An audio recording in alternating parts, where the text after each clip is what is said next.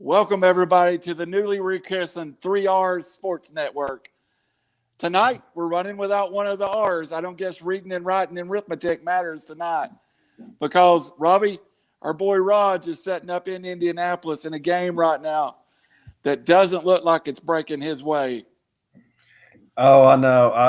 I haven't been to necessarily a tournament, but I've been to plenty of games like this where you are filled with hope, and it does not look like it's going their way thus far. I've been watching a little bit on it while we've been getting ready for this. Man, the Zags look like what they were built to be all year long, which is the best team in the country. They look really, really, really good. So going off the agenda just a little bit, when we've talked about this, let's go back to the first time we all talked, even you and I, when we did the SEC show. I think everybody along the way felt like it was Baylor, Gonzaga, and everybody else. This has been an absolutely insane tournament, but we may end up with that matchup in the finals we've been talking about. Did they get it right as far as Baylor ends up with Gonzaga? Are they clearly the two best teams in the country? Well, I hope Houston ends up in second place for my bracket. But I think you're exactly right. I think part of this tournament has been how head and shoulders Baylor and Gonzaga have been above everybody else, and then everybody else is just kind of regular, which is why we saw so many upsets and so much chaos in the first round. It's why you can have Oregon State getting hot and going to the Elite Eight, why you have UCLA a first four in going to the Elite Eight, maybe the Final Four, who knows. But I think it has been almost a college football feel to it, where it's like we knew from the beginning what the end was going to look like, and it's looking like that's going to be the case. Yeah, it does have that feel. It's been a crazy set of circumstances to get where we are. Let's start with the Pac-12 real fast. The thing I think that when I was doing my show prep and sent it to you is the fact that Oregon State won 6 straight win or go home games. That's super impressive. You know, they're not getting an at-large bid. They win the Pac-12 tournament or they're going home. Is that the shocker, or is UCLA the bigger shocker? I want to say Oregon State would be, but now if you see it's pending tonight's results, right. I think Oregon State went from a non-at-large team, really no shot, not even on the bubble, to getting in. We've discussed a lot about the Tennessee team they beat, but they beat probably at worst a top 3 pick in Cade Cunningham. Yes. Then went and beat a really, really, really good Loyola Chicago team, and then lost to Houston. And honestly, a game where I don't think I've ever seen a team rebound offensively that well. It was amazing. So I think they probably are the surprise, but I think UCLA is shortly behind. But and I don't have the stats off the top of my head. I know VCU did it from the first 4 to the Final Four. I don't know if we're calling them the first 4 anymore, but the first 4 to the Final Four. UCLA has a chance to do it. Tennessee's Conzo took Tennessee from the first 4 to the Sweet 16. I think there's at least something to that first game getting rolling before everybody else does. Well, yeah, you kind of get the sea legs under you, and it's usually a tough game. Yeah. Oregon State really got on a roll, but now let's not sell UCLA short tonight. They play Michigan without Isaiah Livers. They're a 6.5. Michigan's a 6.5-point favorite. And I bet on Michigan, so UCLA is very likely to at least cover. Yeah, I didn't know if we were going to broach that subject. That one of us, not you, went 1-9 on their weekend this weekend gambling. So I don't think you did much better. So hey, I finally won. I won a 2-team parlay last night. yeah, it was huge. First win of the tournament. But do you? So you think Michigan covers tonight, even without Isaiah Livers? No, sorry, I bet Michigan to cover. Okay. And honestly, it was kind of an emergency bet. I was on the phone and I got lost track of time, and my buddy was like, "What are we taking?" I was like, "Okay, well, let's go." Both favorites. The Zags look good so far. I saw one where they were plus 360 for the 10 to 15 or 10 to 16 window. I really like that, but I couldn't find it on my preferred betting app, which until we get sponsorships, we're not gonna no. drop. Yeah, but hey, if you want some sponsorship, what's that new one, William Hill or whatever? Hey, you need us. So yeah. So go ahead and find us on social media. But yeah, I'm in a small 2-team parlay tonight, which was Gonzaga laying, and then Michigan laying, and I kind of like the under tonight. I don't know why. It was just kind of a gut feeling. So that's where I've put my few dollars that I had left in my account. So the NCAA is, and I know this is a weird year, but man, these start times, a 10 o'clock tip last night was crazy. I mean, asinine. Yeah, I mean, if I didn't have money on it, I'm not sure I could have made it up, but I did. But yeah, I mean, that's just way too late for really no reason. You could start the game at 6 Eastern and the first game, and then been done 9 to 11. Well, so you got Michigan tipping, and they'll probably tip somewhere in the 9:30 hour. That's Eastern time. You know, if I'm a Michigan fan, I'm not. If Michigan wins and it's 11:30 at night, I'm not going to bed till about 3 in the morning off of excitement. So, yeah, I get it. So let's take a step back, and we'll come back to this game. Let's go back to last night. I really thought it was two things that really jumped out at me, and you kind of said it. Houston's domination of the offensive boards at times, and Arkansas turning the basketball over. I really thought Arkansas had a chance in this game, but they really just didn't take care of the basketball. And then down 15, they kind of try to make a run, but they got too far down early, and just never was really in the game. Was that your take on it? Yeah, and I think, and this goes back to the point, and this is kind of the whole theme of the tournament and the theme of this year about teams playing in their own conferences with their own conference teams to play against. In the SEC, Arkansas, maybe aside from playing Alabama, Arkansas could go stretches and turn it over and not make shots. Right. And they could do that, and they could still be in the game because the offenses were so bad. You play against a Baylor team that will not give you breaks. And that's what they ran into. They went through too many stretches where they just weren't good enough. And that ends up costing you, especially in a single elimination tournament like this. It was a good tourney for Arkansas, but I do feel I feel like last night they were just a little bit overmatched. They met their level of competence last night, and I thought Baylor was clearly the better team. Now, if everything broke Arkansas away, there's no way they could compete in that game. But you're right. Is this Musselman's second or third year? This is his third year. Okay, yeah. I mean, you get to the Elite Eight your third year in a taking over a Mike Anderson or was it? Yeah, it was Mike Anderson was for him. So the 40 minutes of hell, and so you're totally flipping around how you play. And quick shout out, man, Baylor's coach Scott Drew, what a job he has done there. I mean, talking about taking up the bottom of the barrel and getting in the Final Four, that's amazing. You know, the the circumstances with Baylor athletics over the last decade might have been some of the most heart-wrenching, tragic things that's occurred. And sometimes I wonder when you step into a situation like that, and I was thinking about last night, has Scott Drew made this us against the world? You know, is it Baylor against the world? And I mean, that's the mentality he takes to the court every night.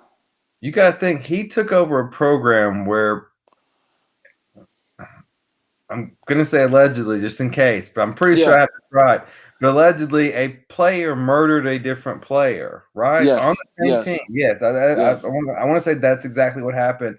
But yes, I mean, how do you come back from that? And to have them in the Final Four, and they've really been dominant for the last 6, 7, 8 years. Yeah. And also you got, you know, not to football, unlike any other area of sports, college football, college basketball get intermingled. You know, it seems like they deal with the same AD and stuff. And you just had a huge scandal with Baylor football and Art Briles. And now, I mean, it's a really good story. And the thing I like about Baylor, they've got elite athletes, but they may not have the most elite athlete.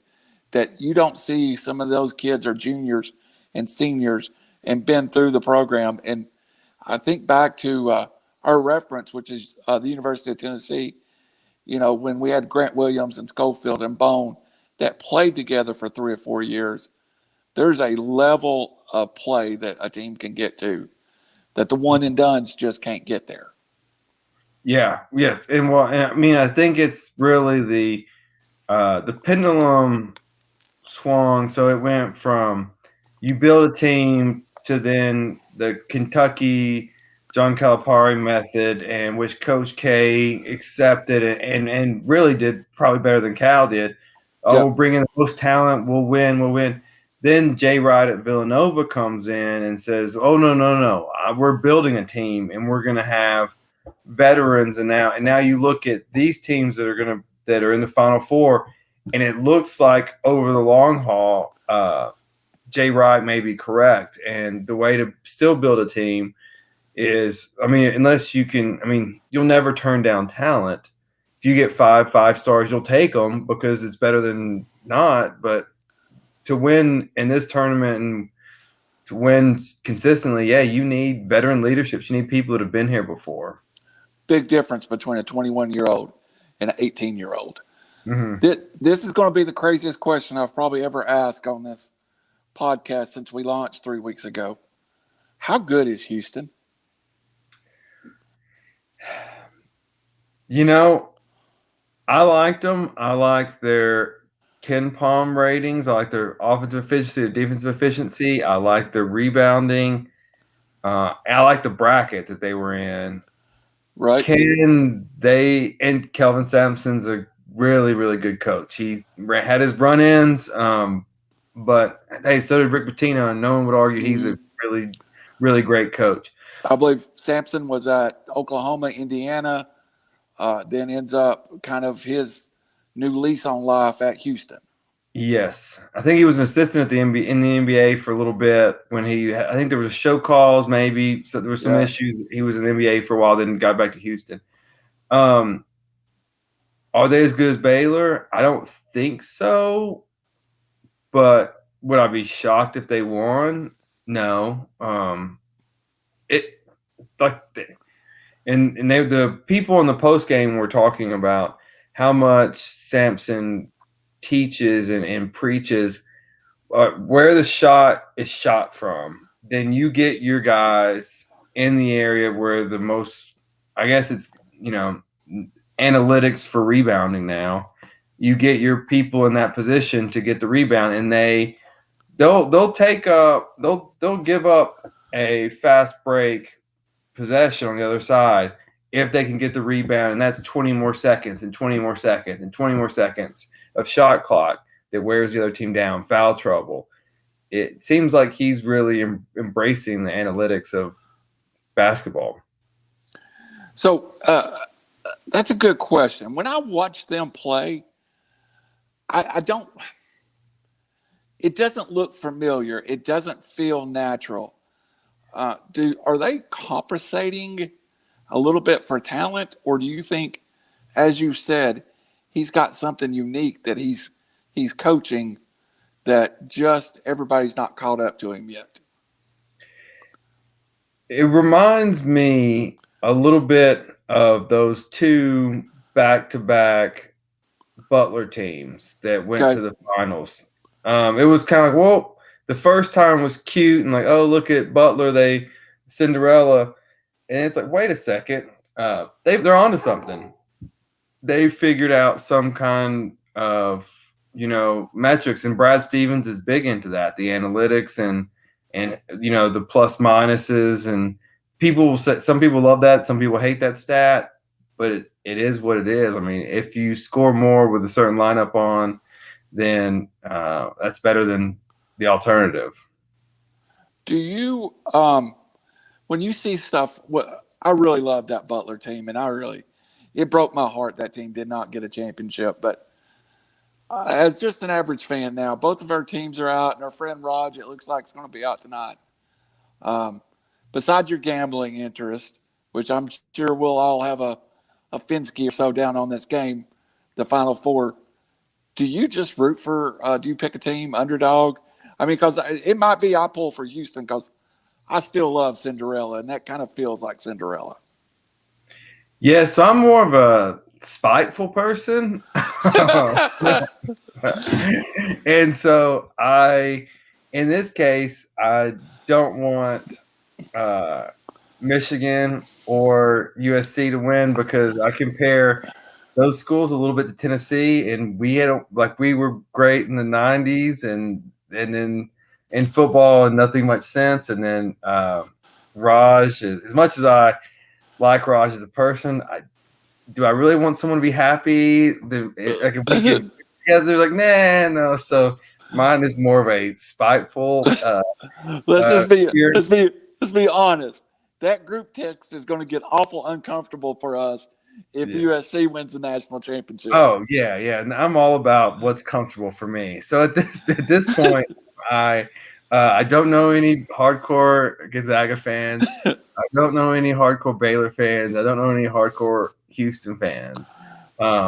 Even my sister went to UCLA, but I know some UCLA fans. I don't want them to be happy. So the less amount of people in my circle that are happy, the happier I am. So if Chris Adams and Stu Brock's out there listening, you clearly understand why Robbie and I will never root for the SEC teams to win anything. So, Alabama losing was the happiest day I've had in 2021.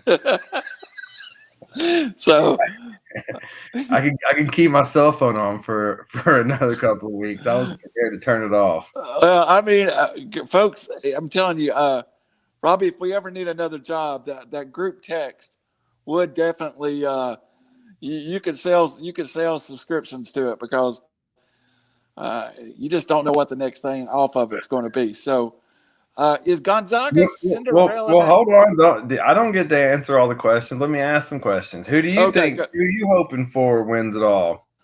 I really, that was going to be my next question to you. I think Gonzaga it's been there so long, so hard, just at the door, that I really want to see them break through. And I compare it back to Marquette. Marquette is a school that for a decade or so was always on the door, always there, and finally broke through back in the 80s. And even Houston during the Phi Sigma Gamma, Clyde Drexler and the Kareem Olajuwon era, those teams have been to the top, have seen it. I think Gonzaga is a school that I could sit here and watch win and feel good about it because they don't necessarily do it the same way everybody else does. I think they're the best team, but I'll be very honest with you. I think Baylor Gonzaga is going to be an epic game if that's what we get. I think that is two great basketball teams. And I think in a normal year that either one of those teams, say 3-4 years ago, would have won the title. In this year, I think we have two elite teams, and I'd like to see them both get there. I'm scared that Houston may have something for Baylor, though. I really think that they could. And just a quick follow up, and I don't know if you've thought about this, and this wasn't on our agenda, but I was just thinking of it as you were talking. Does the Pac-12's run in this tournament hurt Gonzaga in the long run? Because for the last decade, maybe a little less, Gonzaga's been the premier West Coast team. Right. Arizona here and there. But I think UCLA hadn't been to Final Four since 2008. And so does this success of USC, UCLA, Oregon State, does this start to chip away at some of that recruiting prowess? And they're the name brand if you want to play deep in March. That's where you go on the West Coast. That is. I think where it hurts them, I always thought USC and UCLA got the kids they wanted. Until the last couple of years, I don't think Gonzaga was going head to head with UCLA and winning them. What I think this tournament does is reintroduce that second level, the Oregon States. Cal is a great basketball school that's fell on hard times. I've always thought Cal and Stanford have good programs. Arizona, despite their NCAA issue, traditionally good. I think a strong Pac-12 hurts Gonzaga. I believe you are right. Back when Florida State was an independent, they could just recruit. And in my head, what made Florida State finally join the ACC was Florida becoming a legit powerhouse school in their backyard that can recruit against them. I think the more schools that can recruit against Gonzaga, the harder it'll be. But it seems like Gonzaga is very creative with coming up for kids. Like they come up with kids I look at 2 years later because I'm big in the recruiting ranks. He was a 2-star who redshirted his freshman year that was overlooked and only offered by Weber State and Gonzaga, and somehow goes to Gonzaga and ends up being an All-American. Yeah. But and the trick, what's going to be interesting is, like, as you know, is in recruiting, it's relationships. It's building them 2, 3, 4, 5 years in the future. And, the Zags just signed, if not their first, but one of the few 5-stars they have, the number 13 player in the country. Yeah. And so the freshmen, the sophomores, is that when USC, UCLA, Oregon State, is that when they start to come and chip away? It'll be just an interesting trend to look at 3 or 4 years from now, if this damage and if they can keep it roll, the Pac-12 can keep it rolling, if it does damage some of Gonzaga's advantage they've had. The interesting thing to me, and what I was thinking about, and I'll throw this is off agenda too, does this refocus the center of I always felt like college basketball was a West Coast kind of feel to it. And I feel like it's been dead the last 5 years or 4 years. Does this really re-energize the whole West Coast basketball? And if it does that actually help college basketball to have a strong Pac-12? I think so. I think it's something that needs to happen. Oh, well, 4 letters, UCLA. You can't talk about college basketball without talking about UCLA. And so them being relevant, them being, I don't know if so there's a difference between being good and being hot. And we'll see tonight. Maybe they run, but I mean, seeing them in the Elite Eight is a good thing. And that really helps. And I think the more the more eyeballs you have on a sport, especially college basketball, and I know you feel the same way, it's sadly becoming a 1-month sport. And the more eyeballs that are interested, the more the preseason tournaments and the Maui Invitational, the Battle for Atlantis, the College of Charleston Classic, all of those things. The more that people are involved in those, the more people care, then the better it is for the sport. And large earlier you can get people interested. Then there's conference play, and it just builds more and more momentum. So that's a perfect lead in to the next question. I do think your point is valid. UCLA is one of the logos of college basketball, without a doubt. And if you're, I still go back to that run Ed O'Bannon and that team had. That kind of woke up the college basketball world. Is there Titus Edney layup against Missouri? Still remember it. Absolutely. I was 11 years old and I remember watching it. I'm not sure. I wouldn't on the West Coast. I'd have to go back and look at the years. But either way, is there a way for UCLA to win this game? I mean, are they hot or are they good? You asked the question. Yeah, of course anyone can get hot and shoot some threes. I think they closed a 7-point favorite or 7-point underdog. I'm sorry. So it's within the reach of. I mean, we'll go back to Tennessee's failure. They were a 7.5-point favorite and were never ever in the game. Absolutely. Michigan's obviously better than Tennessee, but these odds makers, man, they are good, and so it is within striking distance. I coming into today, as much as I think USC has more talent than UCLA, I was not confident that USC would beat the Zags. I was more confident that UCLA had a chance against Michigan. I ultimately think both favorites win, but I think Nick Cronin's a really, really good coach, and he's got them playing well. I mean, for people that don't watch Alabama basketball, do not discredit how good of a team they just beat and how they like the mental toughness to come back after that 3-point shot and to send it in overtime. Whenever Alabama hit that, I was like, well, they're gonna die now. This was not what they needed. And then they came back and dominated in overtime. And so I was really impressed. So my question to you, and then you can fire one back at me, is how good of a coaching job has DeJuan Howard done without Isaiah Livers? And does he stay at Michigan? Got to believe NBA people are out there thinking maybe.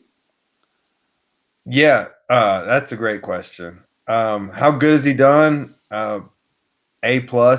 Whenever So to replace John Beilein with Juwan Howard, I was like, oh my gosh, they just panicked and they just made a huge mistake. And it was going to be just a sell tickets, and their football program was kind of shaky. And I was like, it's Michigan. How can you do that? And then he has exceeded all of my expectations. He's recruited well. He's coached well. They play about as good as you can play as far as using the full 30 seconds and getting a great shot, whether it goes in or not, but almost every possession getting a great shot. Where he goes, I think that depends on what Michigan's commitment is to the basketball program. They've got money, and you look at the NBA, you lose so much power, and one player can get you fired. I know Billy Donovan left, and he doesn't seem to be coming back. Neither does Brad Stevens. But you look at like Jim Beilein, who he replaced. He hated it. Absolutely hated the NBA, that lifestyle. And, I think it all depends on what he wants. I think he can stay at Michigan if he wants to go to the NBA. But do you leave your alma mater if you're successful unless you have the talent in place? But usually the teams with talent in place don't have open coaching positions. There was, a chance would have been last year when the Clippers fired Doc Rivers to go and take over, Kawhi and Paul George. But do they take a risk on a person with no NBA head coaching experience? So I think he's at Michigan for the foreseeable future, until they get in trouble or until he decides he wants to leave. That seems to be the arc of most college basketball programs these days. Our buddy Chappie just said that that he underestimated Michigan and he don't see any way Michigan can let Juwan Howard leave after making the Final Four. He can recruit to Michigan. That's why it's such a perfect fit. So I do see. Well, I guess what Chappie's saying, it's that if Michigan, and let's be honest, Michigan's football program, while they're winning 7 or 8 games, outside of a certain team that we all love in Knoxville, it's kind of a butt of a lot of jokes right now, and it's really they can't beat Ohio State. And this is having working with people from Michigan. This is a lot of sense of pride with that state right now. It's this basketball program. I think you're right, Robbie. I think Juwan Howard, unless it's a perfect fit, somebody wins a title and says, "I'm done. I want to go retire. Here's an already built team. Juwan Howard, you can have it, and you'll probably win an NBA title." There's no reason to go. No reason to go struggle with that NBA lifestyle. It really seems to be a tough lifestyle to be an NBA coach. I mean, it really does. Well, and I mean, let's be honest, the colleges can pay just as much, if not more, than NBA players or NBA coaches get paid. And yeah, it is just, you start off, it's an 82 game season. You start off 3-11, you may be packing, and Yeah. all it takes is you have general managers. There's just so much. I mean, there's a reason Coach K never left Duke. There is. And he had the Lakers job offered to him. If there's one job in basketball you don't turn down, it's the LA Lakers. And he did, and there's a reason for that. Money wasn't. I mean, he's richer beyond belief, but yeah, it's just like he has the control. He can have he can have this season he had this year, and not have to worry about displacing his family. That's absolutely a great point. And I think that goes underlooked on all these coaches. And we'll circle back to the Zags. I looked up most recent Wikipedia facts. Said Mark Few's making $1.8 million at Gonzaga. Rick Barnes makes 4.5 or 4.8 or something. So you're telling me, money's not everything. It is job security, family security. There's a lot of reasons why people don't leave jobs. That they want. He's a Michigan guy, and if recruiting comes easy, college is easier than the pros. Right. And you don't, and the NBA seems to be the hardest group of players to deal with too. I mean, it just seems players have more control. It's a limited selection. It's the rarest athlete in the world is to be an NBA player. But it also seems like that's the place where a player can get a coach fired faster than any place on earth. A quick example, Phil Jackson was essentially asked to leave both at Chicago and at LA the first time. He got fired or did not renew contracts twice. The guy has 11 championships and the players in him, it doesn't end well in the NBA. 11 championships. Yeah. And you don't get your contract renewed. Okay. But, and you always read stories why coaches don't want to leave. For years, every job that came open was rumored to be Chris Peterson, and he would never leave that Boise, Washington. And, I mean, he had no desire to go anywhere else in the country. And it's kind of crazy to think that, I mean, you or I were given the opportunity to go coach the Los Angeles Lakers, we would be like, we're gone. But for those guys, they have a unique skill. So to plug everybody before here at the top of the hour, I want to plug one more time and make it official, Paul. We are here on RiverCity Media on the Facebook. We're RiverCity Media on YouTube. We are the iLogic Media Network. That's on Facebook. That's on YouTube. But iLogic Media is the home for our Spotify and our iTunes. And Robbie, it's kind of crazy to be at work and pull up iTunes and see us on it. I'm like, man, I'm going to listen to me. So this network is going to be going a while. We prefer for you to support all the shows. Whatever form works best for you. The one thing we need you to do is just like and subscribe. If you want to watch on Facebook, we're all good with it. Just make sure to like and subscribe to our Facebook page. If you were watching on YouTube, subscribe to YouTube, subscribe to Facebook. The more you subscribe, the more it gives us the ability to get more entertainment out. And Robbie, I was talking earlier, today I've watched a cooking show, a stock market show, and now a sports show on iLogic Media. We're pretty eclectic out there. You can see anything from a 10-year-old forecasting baseball to a guy tipping you on stocks in one day. So it's kind of a cool place for us to be. Tips. Are we able to? Can people comment about what they want to hear more of, what they want to hear less of? Yo, absolutely, absolutely. After every show is posted, even live in the chat, we can get feedback from you.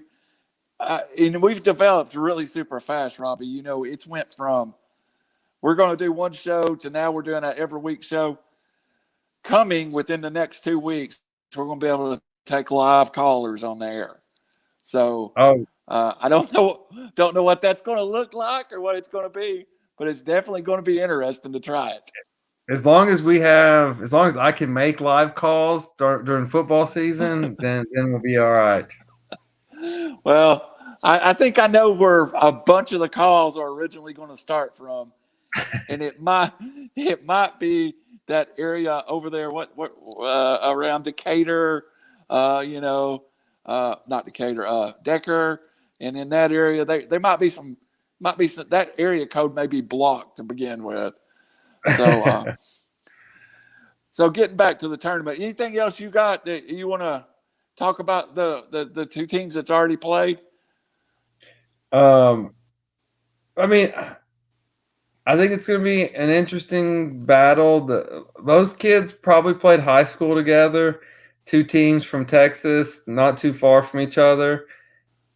I think it's going to be a battle, and I'm interested to see the offensive rebounding number.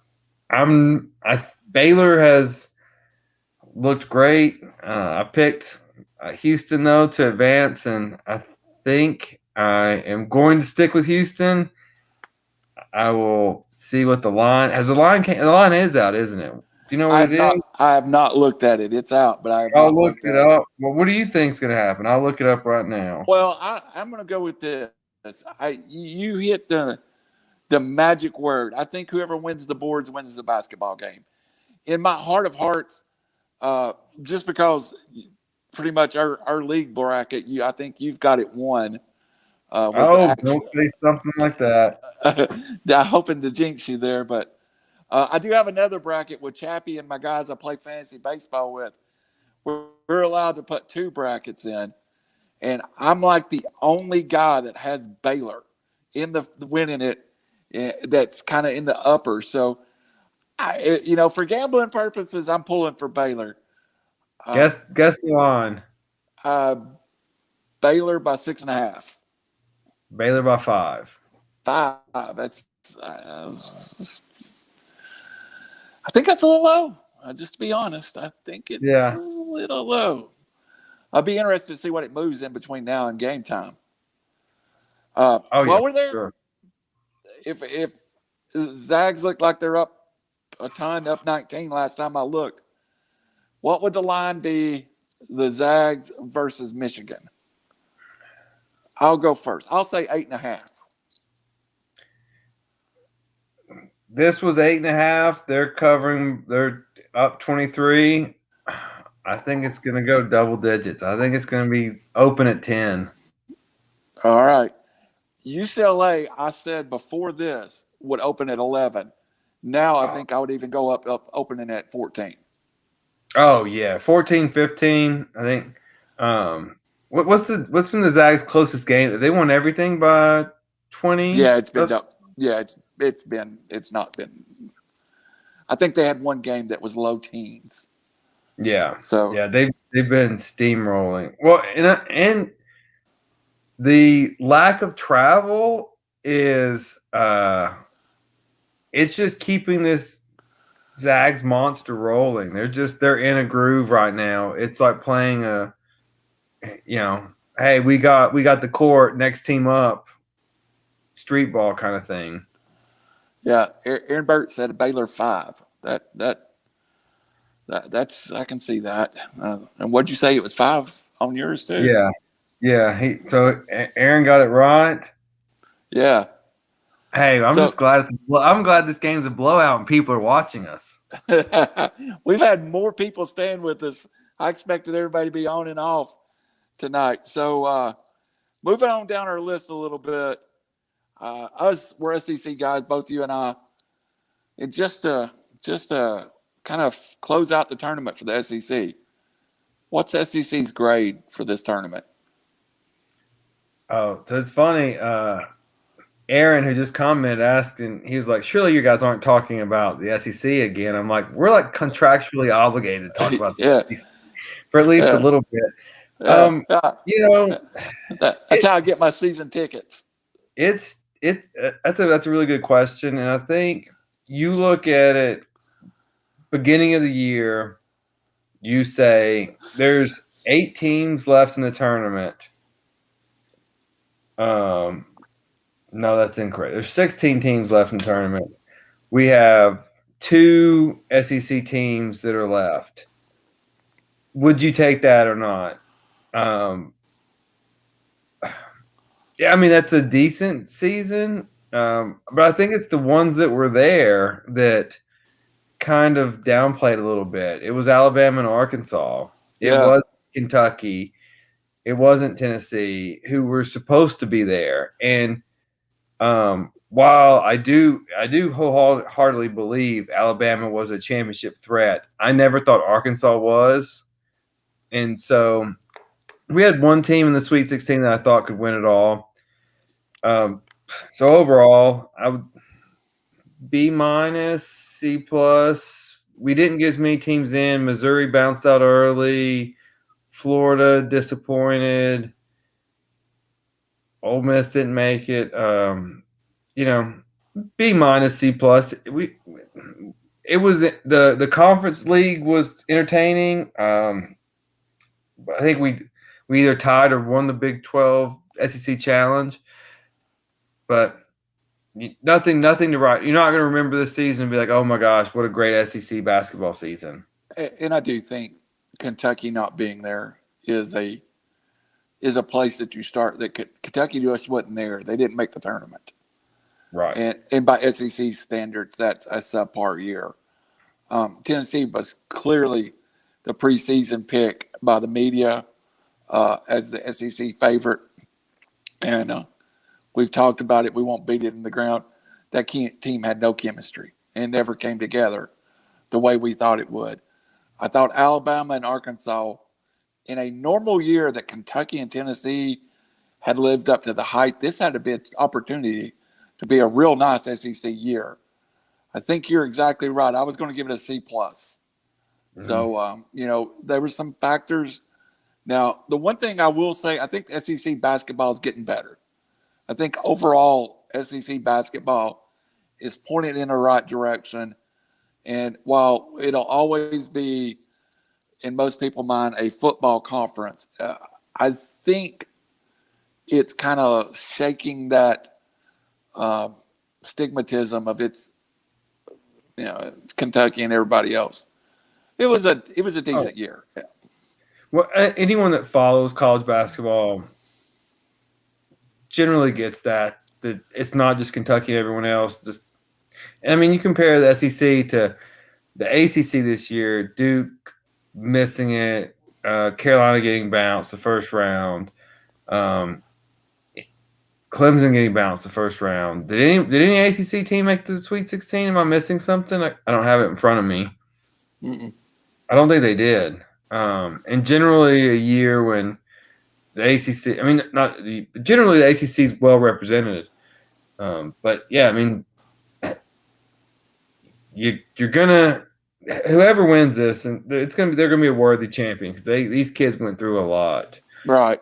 tested all the time, and contact tracing. I would hate to be a college student right now, much less be a college athlete who literally can't do anything. Right. So I think it's a worthy champion. I think every champion that's won during COVID has been worthy, and this will be no different. But as far as evaluating things, how they go, let's see what next year holds, and then revisit everything. All right. Good point. Good point. All right, Robbie. I know it's been a great college basketball season. There's more to come, and we'll predict the Final Four here in a minute.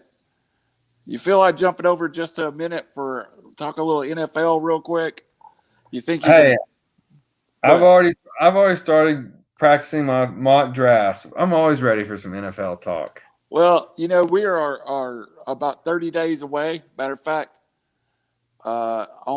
we are 30 days exactly. And on Thursday night, April the 29th, we'll have the NFL first round draft. Robbie, the talk of the nation right now is we know or we suspect that 3 quarterbacks are going off the board in the first 3 picks. Let me give you my thoughts a little bit. First of all, I think Trevor Lawrence is clearly the number 1 pick. I don't know if he's the number 1 talent. And I'll explain a little bit. Trevor Lawrence is played at a level that's elite. And if you're telling me he's the number 1 pick, okay, he's the number 1 pick. Zach Wilson is a kid who's played mid-major football, and I don't care what anybody says, BYU is a mid-major conference. And when he touches the football, he's electric. And I'm not sure he don't have more raw tools than Trevor Lawrence. But by far, to the first point, Trevor Lawrence has played at a much higher level, greater competition. I don't know if Wilson's raw ability isn't better than Trevor Lawrence, though. Number 3, I put someone that has caused me about 3 arguments today. I think Mac Jones is a better pro prospect than Justin Fields or Trey Lance. So I have Mac Jones at 3. I have Fields at 4. And I have Trey Lance.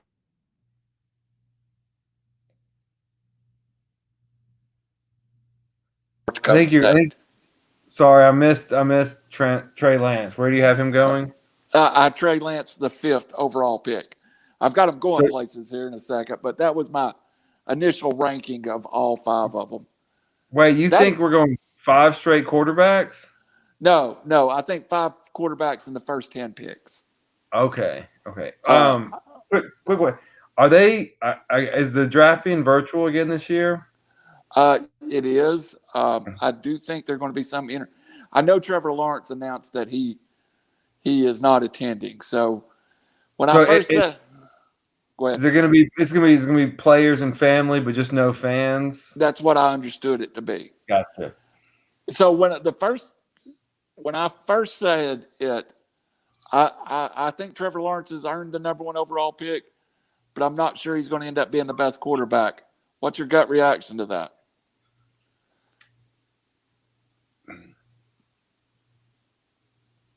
So I wouldn't say you're crazy, but I wouldn't buy a house where you were the GM if you passed on Trevor Lawrence.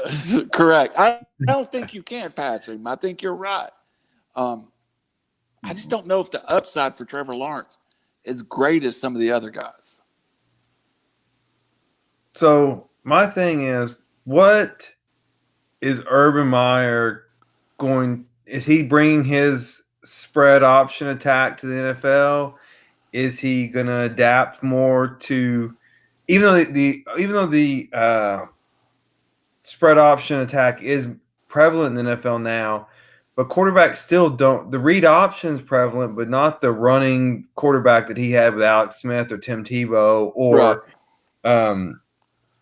the kid from Ohio. I'm slipping his name. The third stringer that came in, Haskins. Cardale Jones too. Oh, yeah, Cardale Jones. That's right. So I don't see you spending a bunch of money on your franchise quarterback to have him run. But I would not. Oh, sorry, go ahead. I think you're right. I don't think he can. I think he has to commit to a more NFL-friendly offense. Now, there's a rare Lamar Jackson, but Trevor Lawrence, while a good athlete, he's much more Aaron Rodgers than Lamar Jackson. Yes, and Aaron Rodgers doesn't want to get hit. Right. And I don't think you want Trevor Lawrence getting hit. So if I'm drafting number one, I definitely I take Trevor Lawrence and I sleep well at night, and I think that, hey, that's the unanimous consent, and you just go with that. Zach Wilson, I'll admit I didn't see him play a lot during the season. I watched his bowl game. Man, he was impressive. Probably that performance was the best performance I saw all year. And so I will agree with you, and I thought you were going to go the other way. I did not know you were going to say you think Mac Jones is the third best quarterback. Last year, whenever Tua got hurt, Mac Jones came in, and I think it was against in Mississippi State, and then I think there was one of those cupcakes, and then against Auburn. We were in Hawaii at the time, and we were trying to do Hawaii stuff, and it was the Iron Bowl. I didn't really care I want to watch it, but I bet I got so many texts. This is the best game I've ever seen. Then went back and rewatched it, and I was like, this guy's a stud, and he does have the accuracy. And I think I'm going to learn my lesson when I doubted Joe Burrow in the NFL, because I thought it was the 1 year wonder. It was just, got the right coordinator and everything.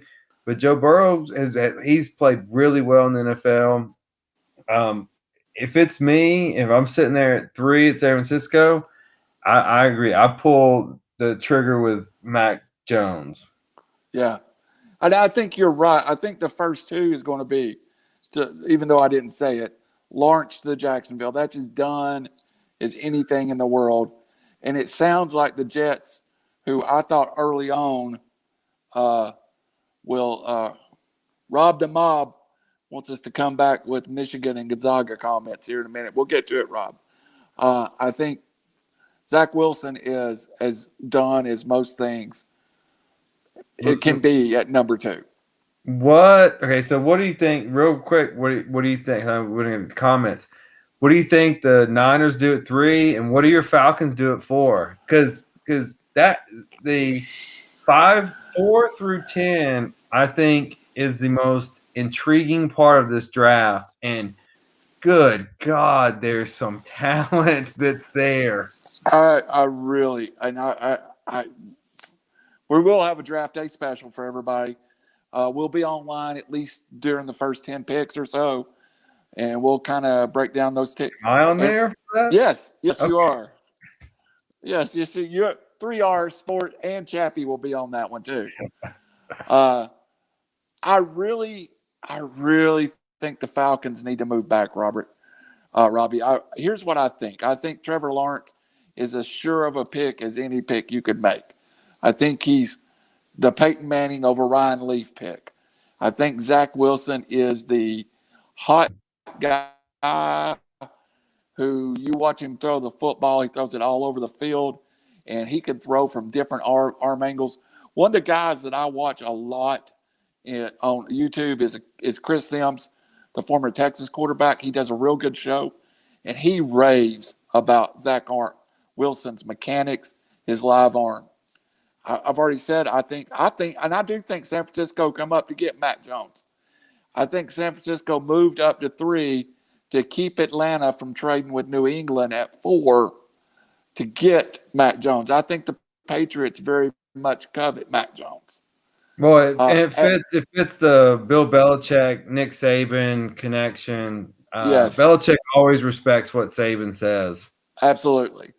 So and vice versa. But now they've got them blocked by going to 3, and you give up 3 number 1s and a number 3 to move 1 spot in front of the Falcons. And that just tells me the Falcons are open for business. And I think it comes down to draft day that the Falcons need so much that they can trade back, collect picks. I don't think anybody's going to give them 3 number 1s for the 4 pick. But I really look for somebody like Denver who could use a quarterback. I could see, yes, it was a massive trade. That was a heck of a move by the Niners. Denver can use a quarterback. Carolina can use a quarterback. And somebody's going to fall in love with Justin Fields or Trey Lance, and they're going to pay the Falcons' price to come up to number 4. Justin Fields run a 4.4 today, Robbie. Yeah. That's unique. Well, let me ask you this, and this is where I stand. I'm not a Falcons fan, not a dog in the fight. Sorry, no pun intended. If you're sitting there at 4 and you have arguably the 4th most important position in today's NFL, the tight end, and Pitts is there, are you telling me you're going to pass that guy up for a pick? I mean, I don't know how you do it. I'm not. To me, with every quarterback comes with inherent risks. To me, the most sure thing in the draft is Pitts. I 100% agree with you. And Pitts is not just the best tight end. He's a generational tight end. Yes. He's Antonio Gates. He is Tony Gonzalez. I mean, he is one of those freaks.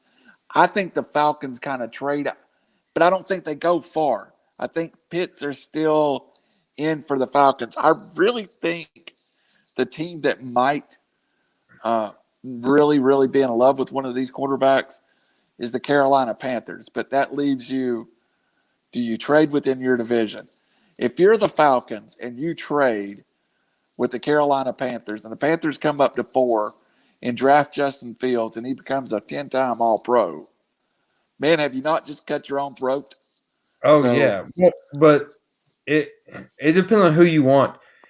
There's no way, unless the Bengals just bingle the heck out of it, if you don't pair Joe Burrow with Pitts, then at 5, then you're just fire everybody again.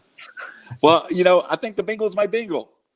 Yeah. I mean, the team I worry about taking Pitts is I think that there's some teams that are just naturally better at this than everybody else. And somebody's going to figure out that Pitts is a different maker and come up and take him. I mean, I like the quarterbacks. Yeah, Rob, I agree. The Lions could be the guy moving to. I've heard some talk about the Lions and Pitts. Do you think if this was any other year that just a great run of quarterbacks are out there, that anybody would give up a 3 and a 1 to move to the 3rd pick? That's like a rent. That's as much as the Rams gave up to get Stafford, which I ain't figured out either. So it's just a lot, man, a lot. A few things I think come in play. One, the blueprint, since they ended these huge rookie signing bonuses, if you can get a young stud QB and fill around with talent, then you can do it, and you can win. And because you don't all of a sudden have to pay $80 million for an unproven prospect or a draft pick. I think that's a little bit of it. I mean, if I was a team like, take who's terrible, the Dolphins or the Broncos. Let's take the Broncos. I'd pick a quarterback every year till I hit one, and then Just do it. Keep going. And I think the other big unknown is the salary cap moving forward. Yeah, These TV deals that they're signing and are in the process of signing, money's not going to be an option. You can win now through free agency, and with the now we'll see what happens. Brady moved from New England to Tampa. Free agent quarterbacks now have some power. Does Russell Wilson ultimately get moved, or is he stuck? What happens with Deshaun Watson? Is he going to play? Is he going to be able to play? Is he going to be suspended? What happens there? Draft picks. I think it's a win now league, and Tampa Bay just kind of proved that. Let's go all in and let's win now, and then we'll figure it out later. So almost getting to the haves and the have-nots of kind of what baseball has, where you have your teams, they're saying all in, forget the farm system, we're going for it. And then your other teams are saying, hey, let's build, we'll wait, in 5 years we'll be good and see what happens. And then you see Tampa, it was interesting, and this is my tape on what Tampa done. They brought everybody back for Brady. One more run. And Brady and Bruce Arians and Rob Gronkowski, 3 years from now, are going to be sitting on boats going, all right, it's not our problem. But Tampa's going to have so many salary cap problems in 2 to 3 years. And you're going to see that run for the Chiefs starting to end now. They had to let Eric Fisher walk. They had to let Sammy Watkins walk. Next year, I think they have a choice between Hill or Kelsey and who you're going to keep. So your window in the NFL is much smaller. Well, you look at so Seattle won on Wilson's young contract. Baltimore did it with Flacco. Kansas City did it with Mahomes. That's the model: is get your stud in, get them with talent, and draft picks be damned. Let's get if we have salary cap, we can surround them with proven players, but you have to have that winner. Yeah, I mean it's going to be a fun draft to watch, and of course, I'm doing a mock draft. I'll be releasing it more and more. We've got 4 weeks to the draft. As we transition out of the college basketball, we'll transition into more baseball. We'd have talked a little more baseball tonight, but our boy Raj is kind of he's our West Coast baseball guy, and I was kind of like, we talk baseball without Raj, it'll break his heart. We'll talk football and basketball. So, Robbie, last thing, and then we'll get off of here tonight. It's been a great show. Going back to college basketball for final thoughts. Can you, and I'll do this. Wait, what was the question about?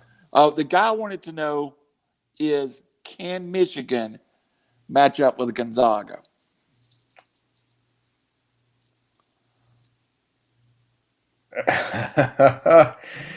It doesn't look like it.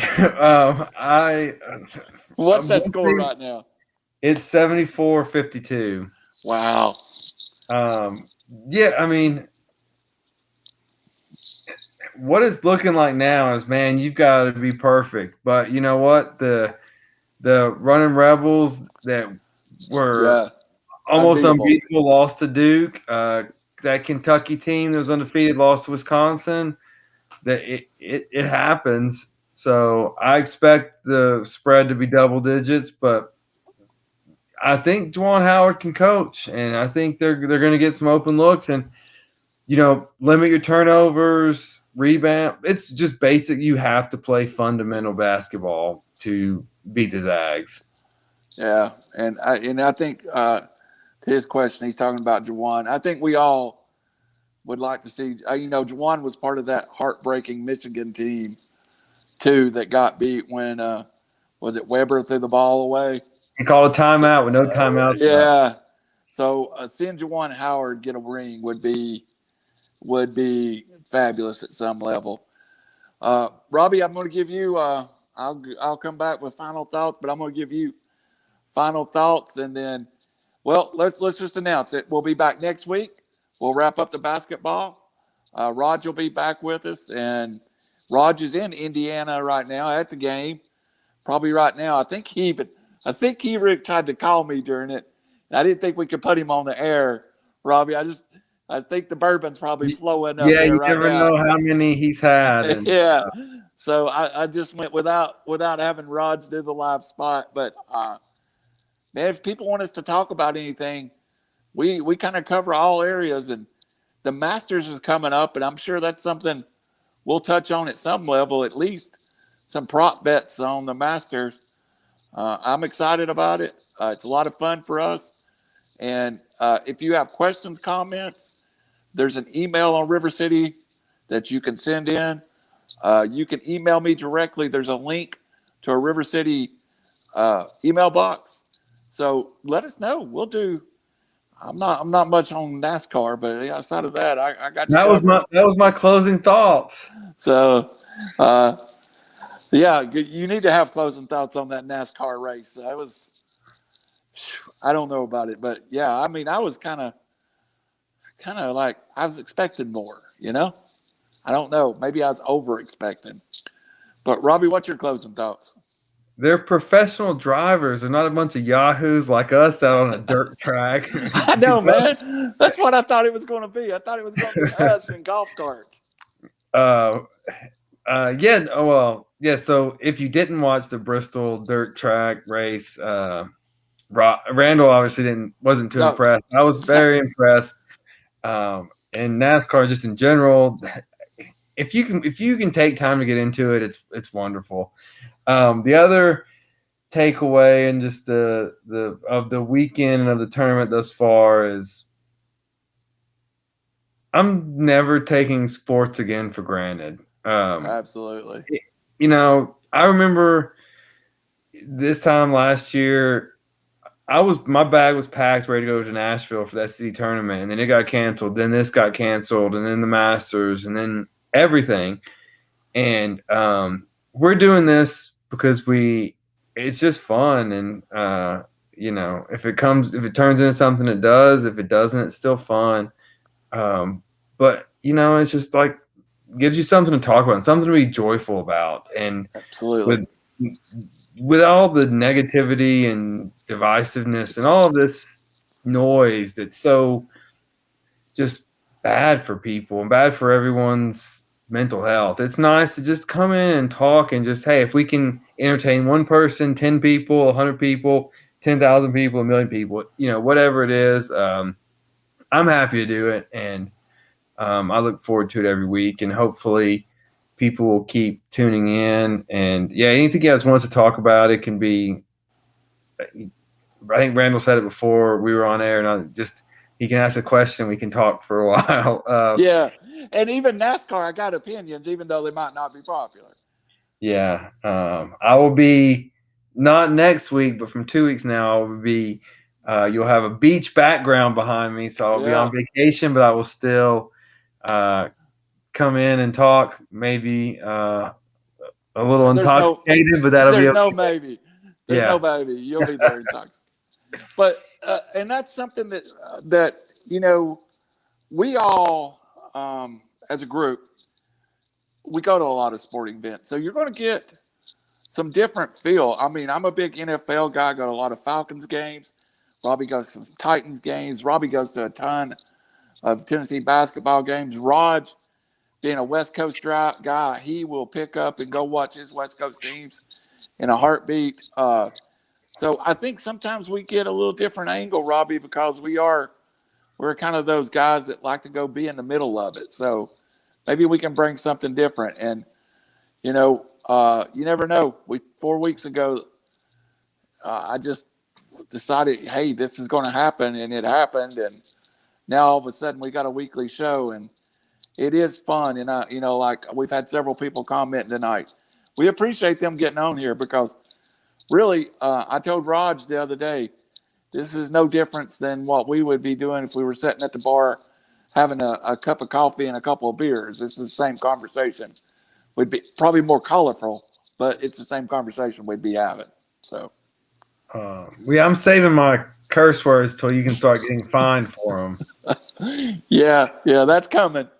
All right, for Robbie Davis, Randall Cunningham, for Raj up in Indiana, y'all pray for Raj. We'll let you know he got home safe. It's going to be a long drive home. It is. We will see you next week on 3R Sports. Robbie, I'm out. See ya.